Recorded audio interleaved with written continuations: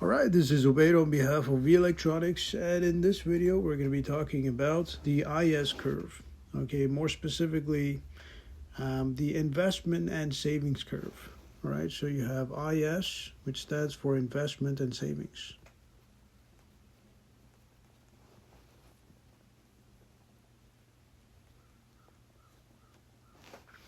And when it comes to your investment and savings, what's going to end up happening is, okay, as your interest rates go down, your aggregate output goes up. Okay, so assume that this is your interest rate. Okay, sort of like your price. Okay, and assume that this is your aggregate output or GDP. All right, now just like your price goes down, okay, and aggregate demand goes up, okay, as interest rates go down, your GDP will grow. All right. Now, something to keep in mind, your GDP is made up of four components. Okay, number one has to do with consumer spending. Number two has to do with business spending. Number three has to do with your government spending on infrastructure, such as roads, okay, hospitals, so on and so forth. And number four has to do with your net exports, which has to do with exports take away imports. Okay, the higher the number of exports, okay, the higher the number of net exports. Okay, so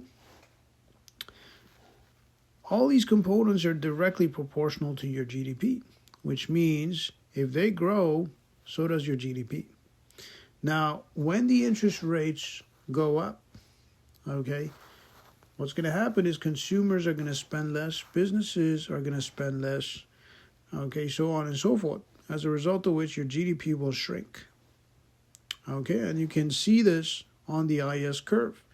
As interest rates grow, okay, if you go the other way around on the downward sloping curve, okay, your interest rates are going up high, but your GDP is shrinking. Okay, so when it comes to your interest rates are inversely proportional. They are inversely proportional to net exports as well as investment. Okay, so as interest rates go up, your investments go down. Okay, as interest rates grow, okay, what's going to happen? Your net exports will go down. Okay, now when we're talking about investments over here, okay, we're not talking about capital investments, okay, because as interest rates grow, your capital investments will grow as well.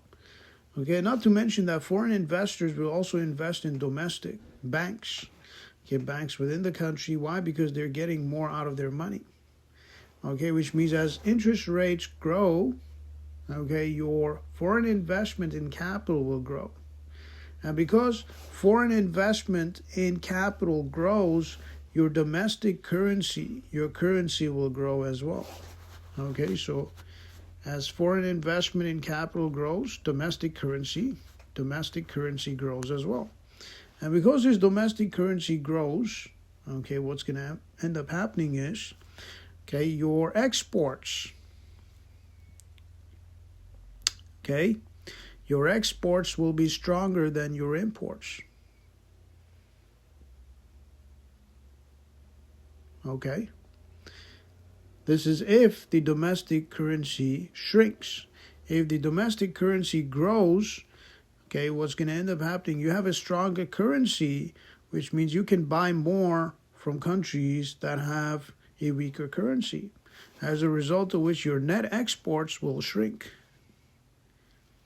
Okay, because your imports will go up and your exports will go down. Okay, so this is the impact of interest rates on GDP as well as components of GDP. All right, so that would be it for this video. On behalf of V Electronics, this is Ubaid. Have yourself a great day.